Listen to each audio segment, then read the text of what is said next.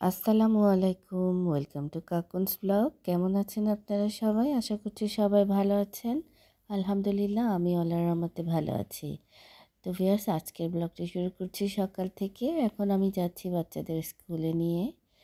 এই তো স্কুলের সামনে চলে এসেছি। এই যে দেখুন আমার ছোট ছেলে।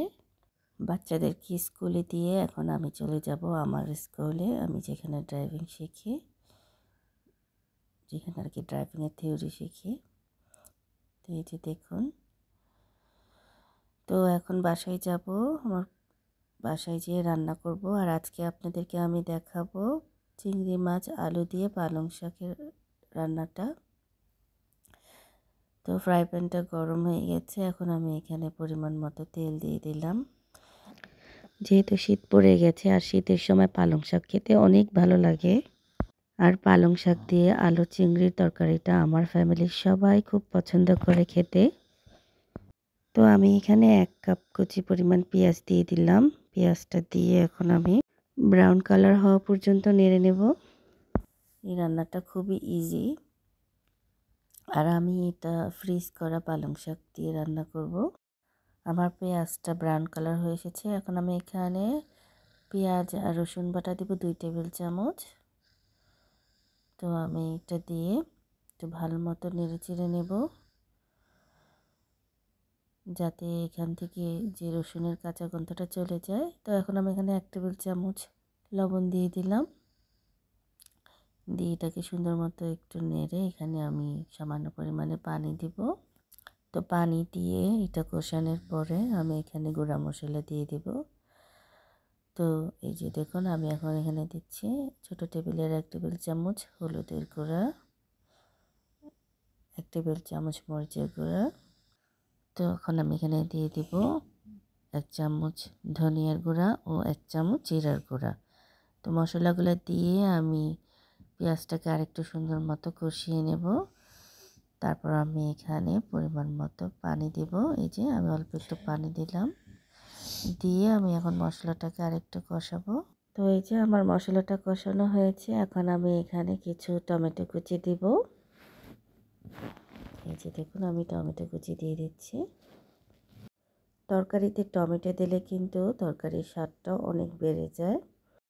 তো এই যে আমার টমেটোটা কষানো হয়েছে, এখন আমি এখানে দেব 5-6টা কাঁচামরিচ কুচি। যে যেমন ঝাল খেতে পছন্দ করেন সে সেই রকম মরিচ দিয়ে দেবেন। তো ভিউয়ার্স, আমি এখন এখানে চিংড়ি মাছ দিয়ে দেব। এই যে দেখুন, আমি চিংড়ি মাছ দিচ্ছি। তো চিংড়ি মাছটা দেওয়ার পরে আমি এখন এটাকে একটু সুন্দর মতো নেড়ে নেব।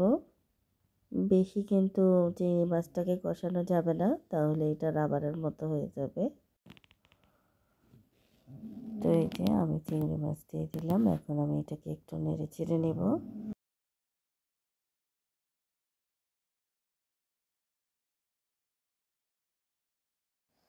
তো বন্ধুরা, আমি কিন্তু রান্নাটা করব এই যে দেখুন ফ্রিজ করা পালং শাক দিয়ে। তো এখন আমি এখানে 2টা আলু দিয়ে দিয়েছি। এই যে দেখুন, দিয়ে এখন আমি একটু পানি দিয়ে এটাকে কষাবো। এখন আমি এটাকে ঢাকনা দিয়ে ঢেকে দেব 5 মিনিটের জন্য। তো এই যে দেখুন, আমি ঢাকনা দিয়ে ঢেকে দিচ্ছি। তো আমি ঠিক 5 মিনিট পরে ঢাকনাটাকে উঠিয়ে দেব। এই যে দেখুন, আমার আলুটা কষানো হয়েছে। এখন আমি এখানে পালং শাক দিয়ে দিলাম।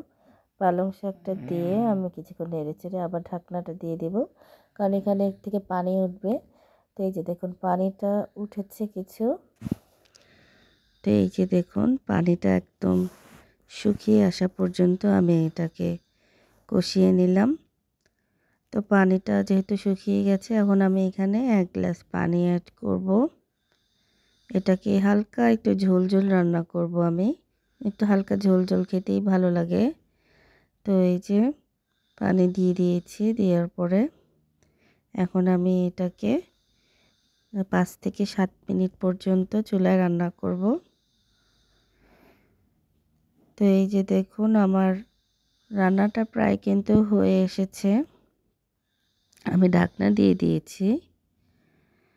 তো ঢাকনাটা এখন উঠিয়ে ফেলবো।